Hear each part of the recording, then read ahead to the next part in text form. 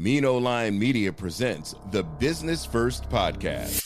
Hi, all, and welcome to a new episode of Business First with Sonia Alleyne. I am your host, and today I'm excited about our conversation. We're going to be speaking with a tech entrepreneur, Jacqueline Shorter Beauchamp, who is the CEO and founder of Engaged Media. Welcome, Jacqueline. How are you?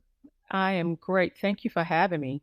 Pleasure to be here. Thank you. Because I know your schedule is busy. You've just moved from, I'm not sure when the move took place, but you've just moved from Louisiana and you're now resettled in Houston, Texas. That is correct. And so why the move? We were in several reasons, but the big move it was based on our business partnership with Microsoft. We are a technology partner with Microsoft within their around their mixed reality platform and their technology for volumetric capture. And the license that we were granted got approved for the city of Houston. And that is what led to our relocation from Baton Rouge to Houston, Texas. Very good. Congratulations. Thank you. And so your company focuses, it says, to oversimplify it, it's the intersectionality of technology, storytelling, and culture. And so what does that mean in terms when you were putting this business together and you recognized that either you were solving a problem or that there was an opportunity? What was the inspiration for developing this business? Sure. The inspiration actually was a continuation of what I'd done within the previous company where we were doing video game. And the opportunity was that the story around Black colleges and Black college football story got taken out of the video game market segment.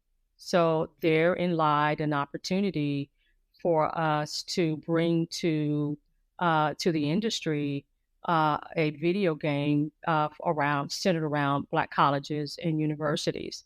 So at the core of the video game pipeline, going into the next evolution of the technology industry was in mixed reality.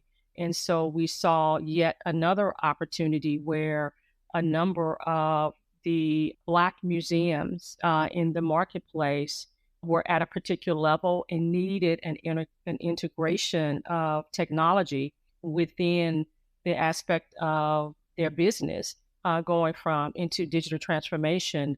And we were able to come in and assist them with taking these great stories, right, around with technology and elevating those stories into ways that have never been done before. So if you can envision a hologram of us or having a conversation with whether it's a Dr. King or another great historical figure that is within the Black community, we want to take those stories and elevate them. And so that's the reason why you hear us talk about, at the core of who we are, it literally is taking technology with a great story to tell around a culture and elevating that experience. How difficult was that to sell? When I look at the areas that you are, the industries that you're working in, it seems almost like a no-brainer for entertainment. But having worked in government, I know how resistant they are to change.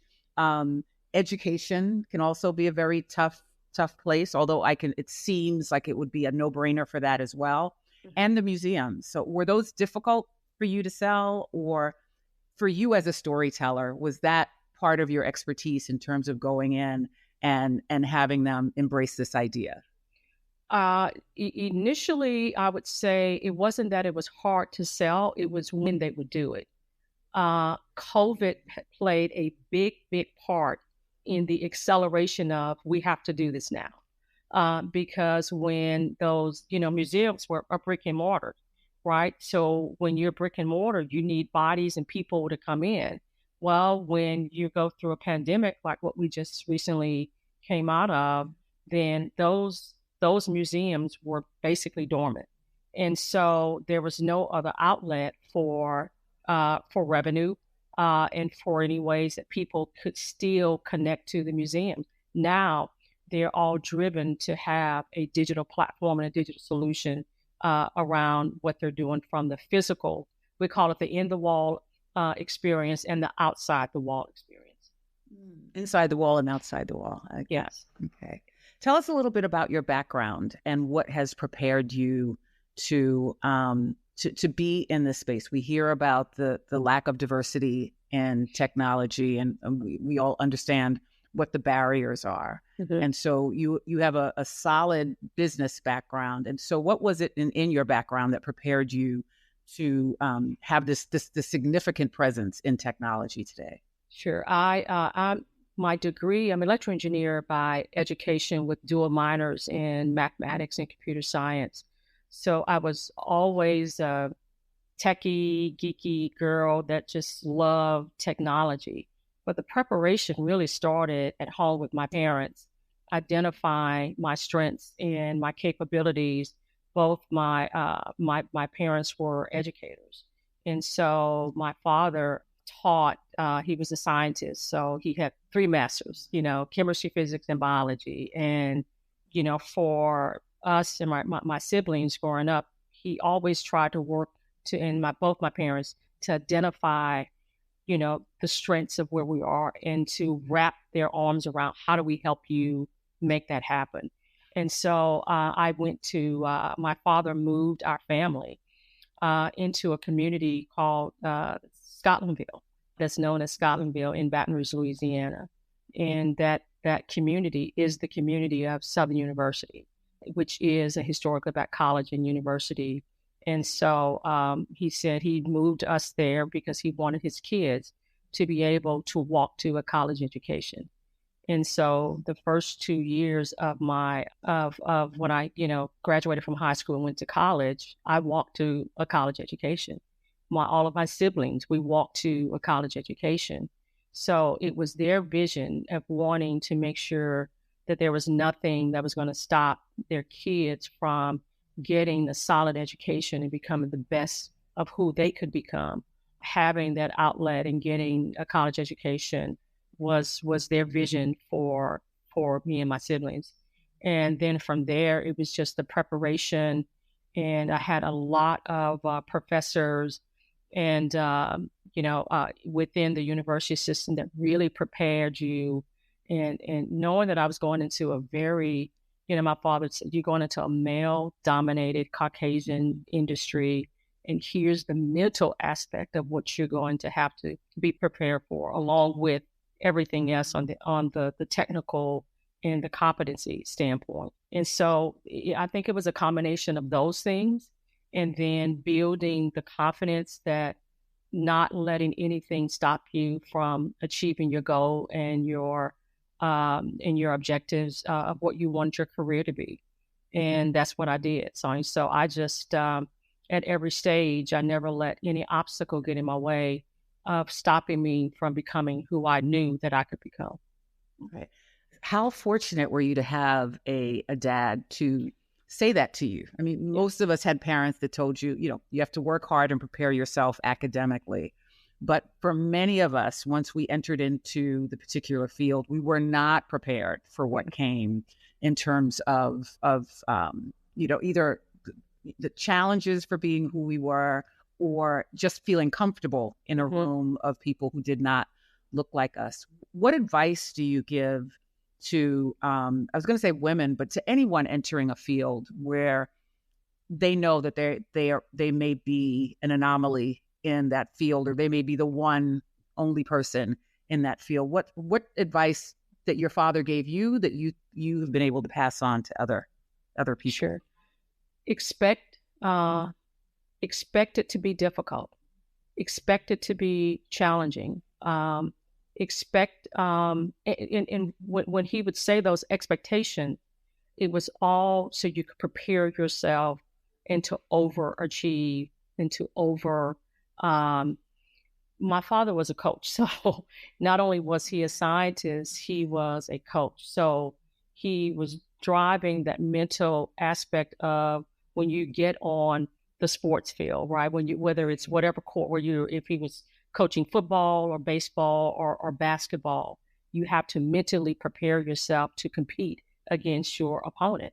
And so your opponent, my opponent at that time, was going into this male dominated environment. And here is how you win. You're going to have to be prepared. You're going to have to go in and have the self-confidence in yourself. You're going to have to expect that they're not going to believe that you can. And then he said, quite frankly, that's when you go and whip their tails. He was a coach at the end of the day. And so it was really pushing you to know that there's going to be a lot of, they're not going to expect that you're going to know your stuff. And you're really going to go in there and just excel and prove them wrong. But really, you're walking in knowing that this is who you are anyway. So just be yourself. When you said he was a coach. Yeah. The minute you started talking about your dad, I thought about Richard Williams. I just read his autobiography at the end of last year. Yeah. And it's the reason he moved his girls to Compton. People think that they grew up in Compton, but he actually moved his girls to Compton so they would have the right mentality when they were able, as you said, to step onto the court or step into the field, where he knew that they were going to be looked at differently. Yes.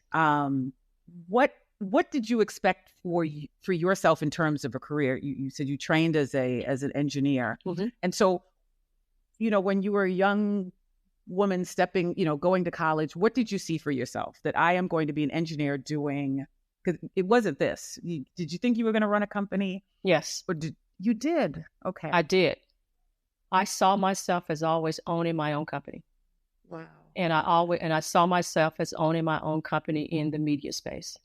I didn't know how I was going to get there. I told my father when I graduated from high school that, hey, I want to go to California because they have all of these various different, programs in the field of music and sound engineering and so forth. And he said, and I said, I've done all my research and here's this information. And the research is coming from a library, right? So Daddy said, look, I'm so glad that you went and did all this research. He said, well, baby, anything that Southern University has, that's where you're going. He said, because I moved you guys here so you can get your education from them. And my father was a Southern University graduate as well. But it was, I always saw that, Sonia. I didn't know how. I didn't know what the irony is, you don't know how your journey goes, right? But what ends up happening is, but if you can see yourself there, you can continue to keep walking and continue to keep going through the journey because you saw yourself there as a little kid, right? And I always saw myself there. And so it made me constantly not, whenever it got difficult or wherever the challenges came about, I just consistently kept seeing, I'm going to own my own business. I'm going to do these things. And I would take on different roles just to learn because it was always preparing myself for what was to come, what was next. And these are the skills that I need to learn. And so it was always the constant preparation and being driven to be successful. I love that you said that, if you can see yourself, because that is so key in so many people that I've interviewed over the years. That has always been a consistent thing, that they might not have known the path, but they had this vision. Mm-hmm. And so I want you to take us through this journey, because you didn't start in entertainment, or in media. You worked for a number of different corporate companies for That's correct. a number of years. And so when you got that first job, was the first job at IBM, or when you got that first tech job, what were you thinking? Because that was not Hollywood. That was not entertainment. And so that was a very buttoned up, very corporate place. Yes. And so what were your thoughts, and what were the benefits of you being at IBM?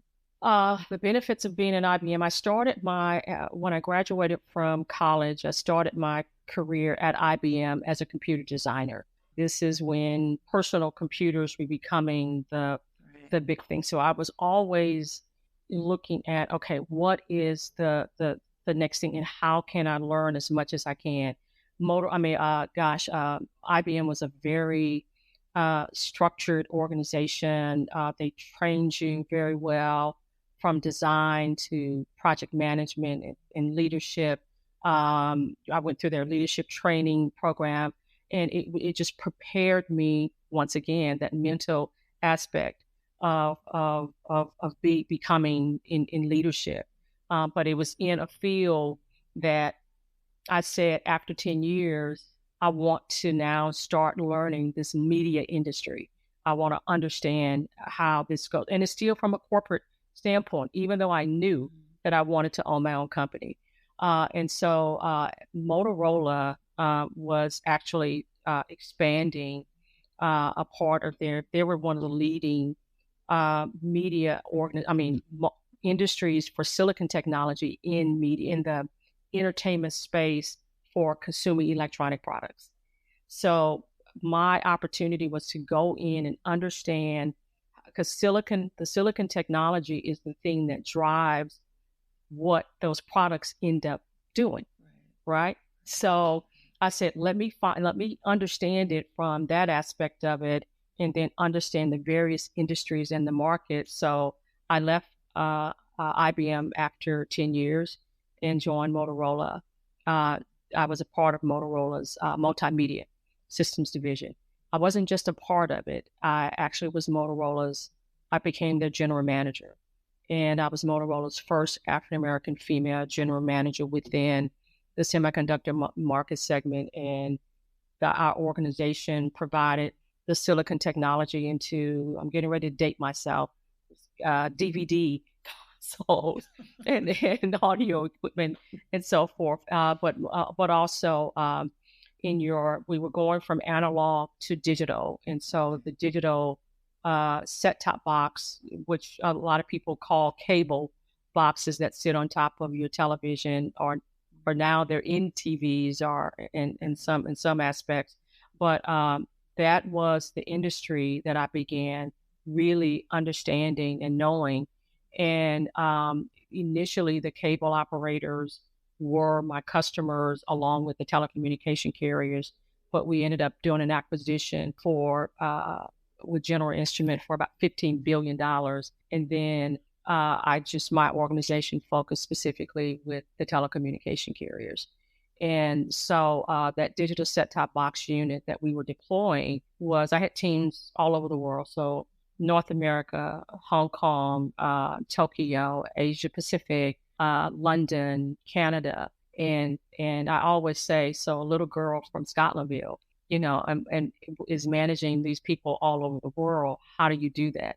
You do that through a lot of preparation, but I also do it. I say the power of the tongue. My father would always say, he's never going to know where Jackie is. She might be in Tokyo one day, and this place that day. And this is as a little girl growing up. So those things actually ended up happening in that manner. So it was just a lot of going through that process.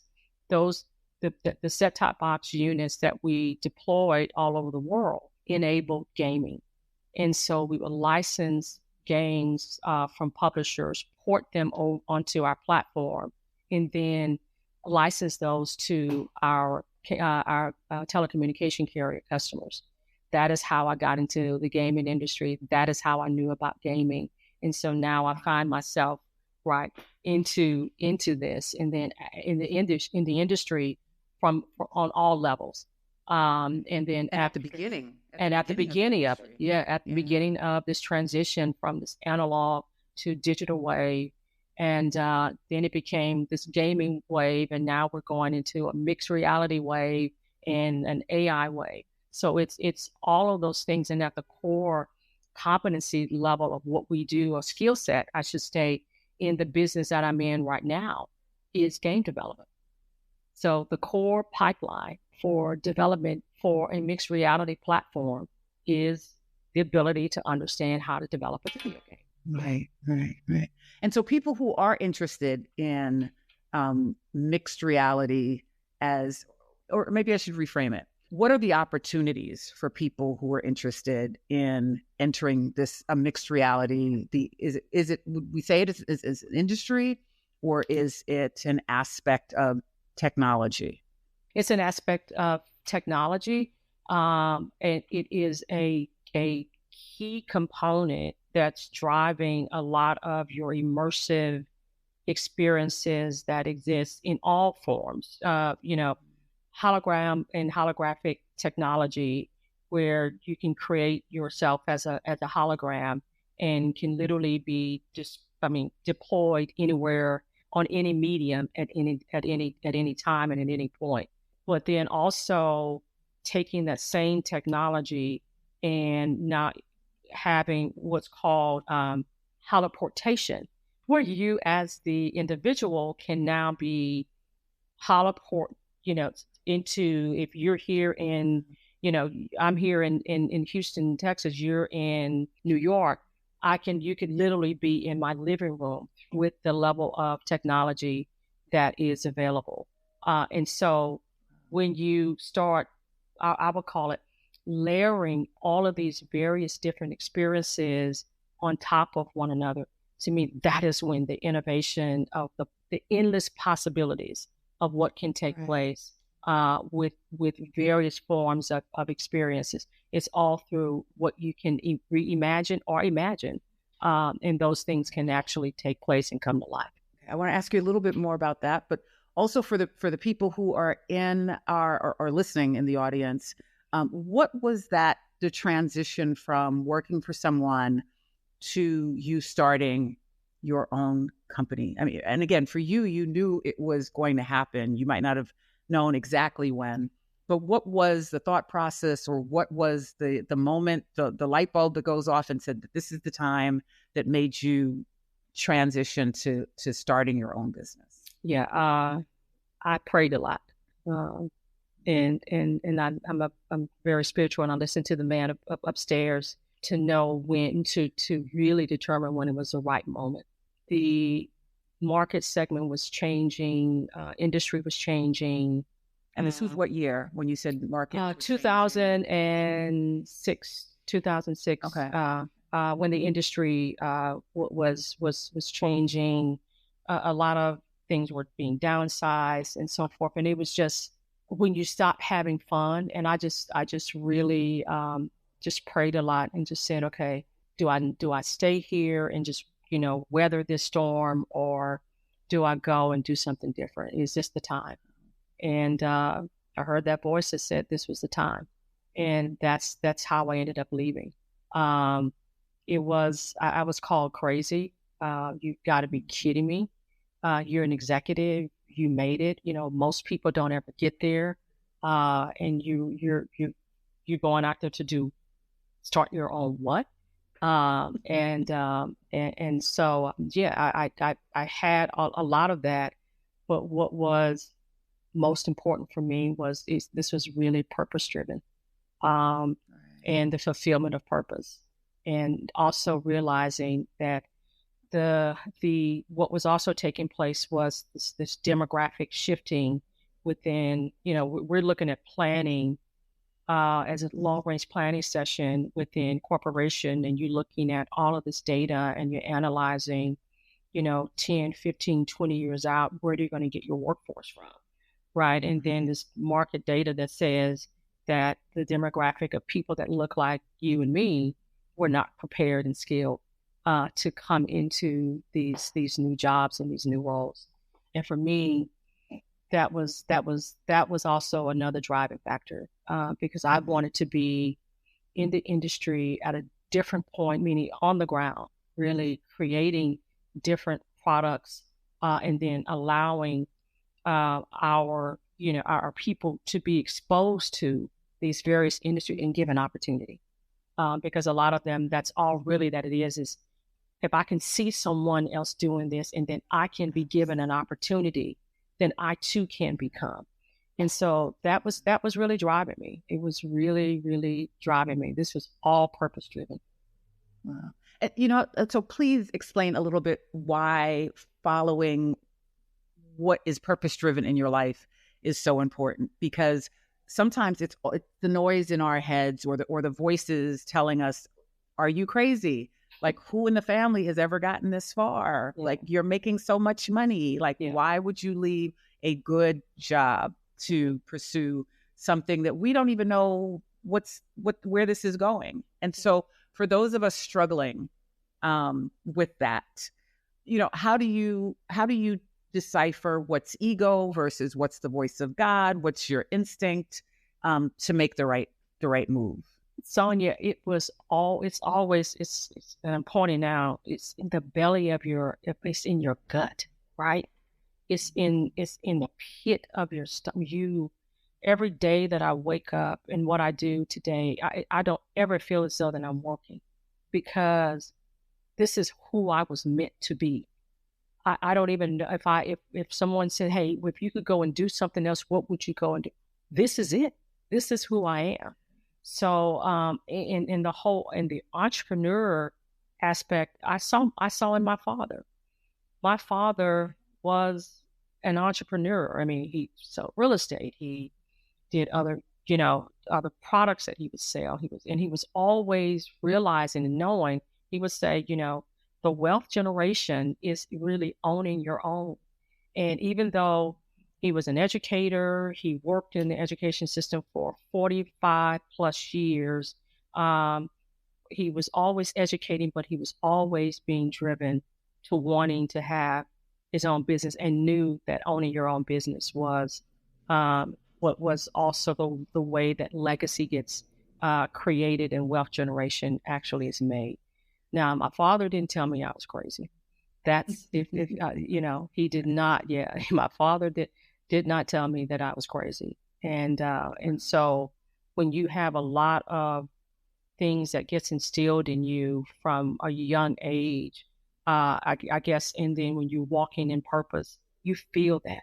You literally feel it. It's not a hard thing for the past 2.5 months I've been on the road, right? So this is the first week that I've been in the office and where I'm not traveling and with my team, and I'm able to just really, have great strategy sessions and going through different plannings and having discussions about things. And I'm not on either a Teams call or a Zoom call or what have you. So, but I wouldn't, honestly, say I wouldn't have it any other way, because this is who I am and this is who I was meant to be. And I just continue to move everything forward. Every day you're making progress. Every step you're taking, you're making progress. It becomes difficult. It becomes very challenging at times. And sometimes for me, just recently, I was in at a function at Microsoft corporate headquarters with the Black Partner Growth Initiative program. Mm-hmm. And I shared some stories and some insight to, these Black businesses and that were there.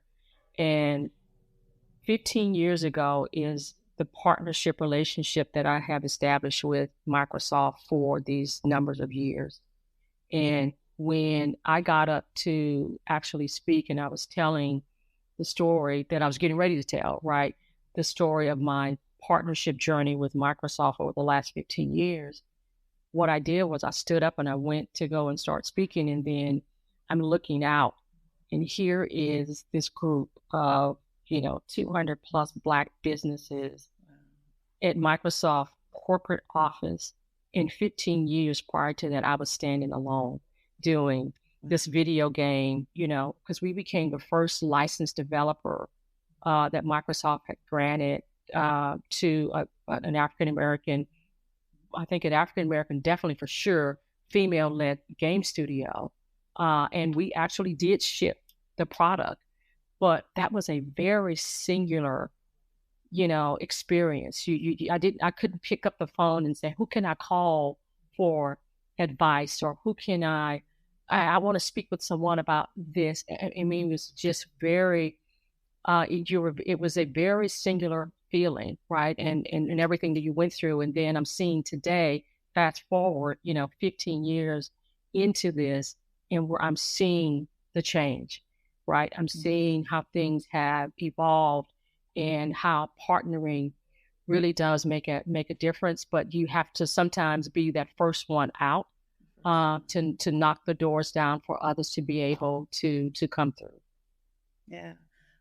Well, and congratulations to Microsoft for creating a program like this. I used to cover corporate diversity, and so I still am always looking at the executive team and the corporate board. Right. And so even, going on your website and looking at your executive team, it was nice to see Black and brown faces, because even today in 2023, there's so many companies. I was just interested in this biohack conference that was combining technology with health.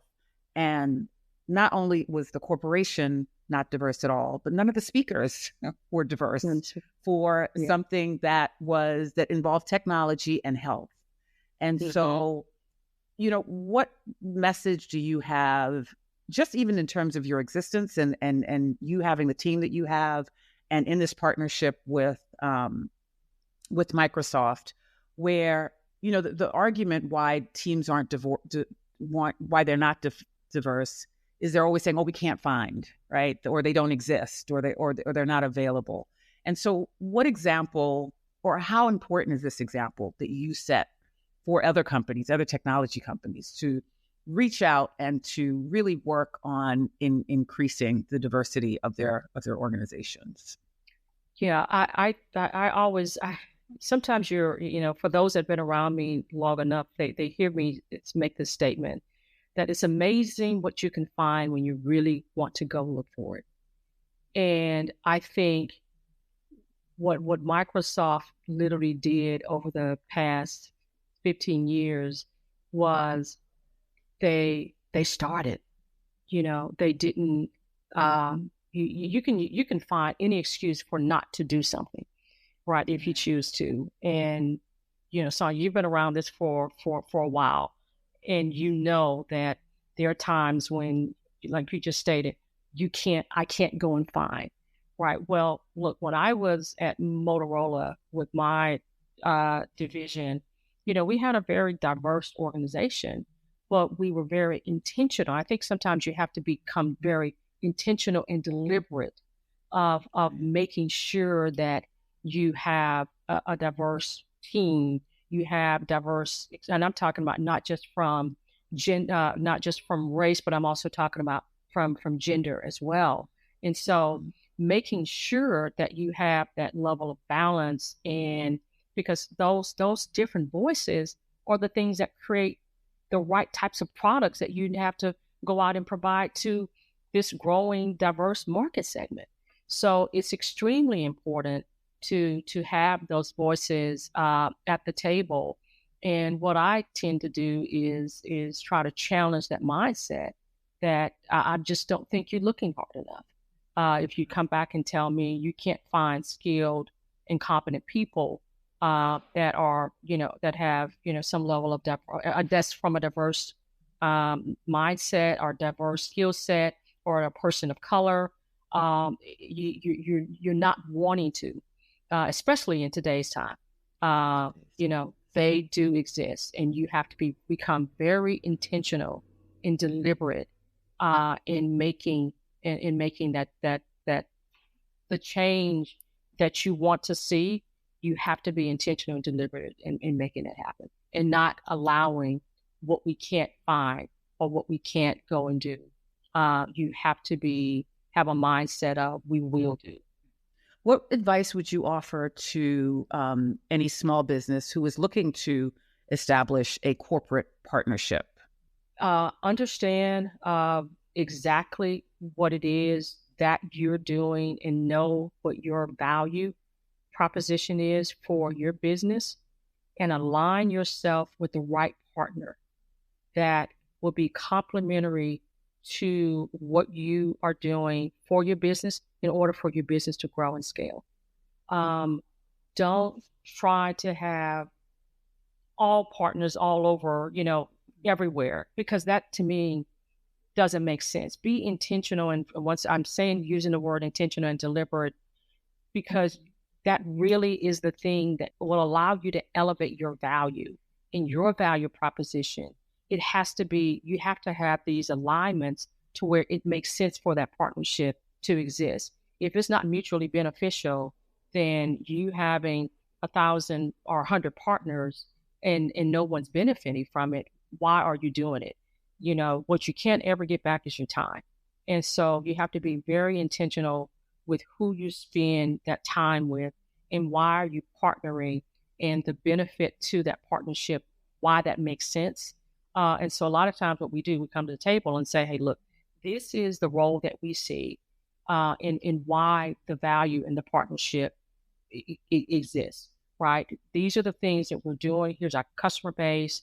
And we see that a partnership in this area, it may be something that I'm not doing right now, right? Or I need to do, but I don't have the skill set in-house to do, right? But if I can partner with you to elevate or to provide a particular skill set that I need to close an opportunity with a customer, then let's partner to do that. And so I think you just need to become very, very focused on knowing the value in what the partnership is going to do for you to partner, right? Because at the end of it, it's got to be business. It's got to be some level of business that's going to come out of that partnership. And that partner needs to see value in you partnering and vice versa. So what's next for you and your company, particularly in this new space in Houston? What's the big vision for you currently? Sure. The big business is vision, I should state, is that we are scaling into other vertical markets. And in one area in Houston, known for its energy aspect, is taking some of the things that we're doing with immersive technology and mixed reality and partnering once again where that makes sense in adding that level of value within the industry. Everyone is going through digital transformation. I don't care what industry you're in, they are all going through digital transformation.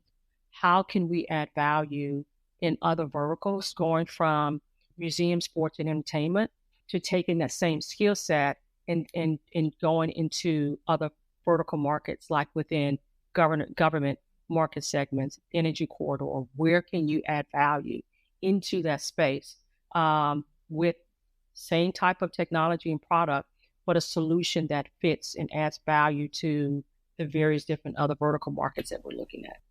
Well, thank you so much, Jacqueline. Thank you for your time this afternoon. I don't know when people are going to be listening, but you inspired me, and I'm sure that you've inspired those who are listening in the audience. If we wanted to stay in touch, to follow you, are you on social media? Is Engage?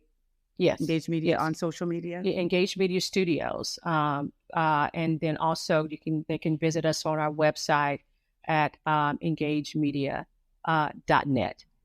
So engagemedia.net is the website, and then Engage Media Studios is our LinkedIn. Your social media. Yes, our social LinkedIn. Media. Mm-hmm. Okay. Yes. All righty. Well, thank you so much for all the information and insight that you provided today. We look forward to hearing more about you and look forward to having you back with some updates. Absolutely. Absolutely. And one last thing I can say to your audience, for those aspiring business entrepreneurs, if it is your desire, never give up on yourself, because it's you. The only person that stops you from becoming you and from becoming that successful business is you. Never give up on yourself. Thank you so much. You're speaking to me today. So your timing is so perfect. So thank you so much. Thank you. And we look forward to seeing you again. Take care. Absolutely. Take care. And thank you all for listening. We'll be back again next week with another dynamic guest. Take care. The Business First podcast is hosted and produced by Sonia Alleyne. Executive producer Ken Johnson. Find the Business First podcast on Apple Podcast, Stitcher, Spotify, Odyssey, iHeartRadio, Amazon Music, TuneIn, or wherever you get your podcast. On social media on IG at business_first_podcast. Follow the Mean Old Line Media Podcast Network on IG at Mean Old Line Media. Get the Mean Old Line Media app in the App Store or Google Play. The Business First podcast is a Mean Old Line Media production.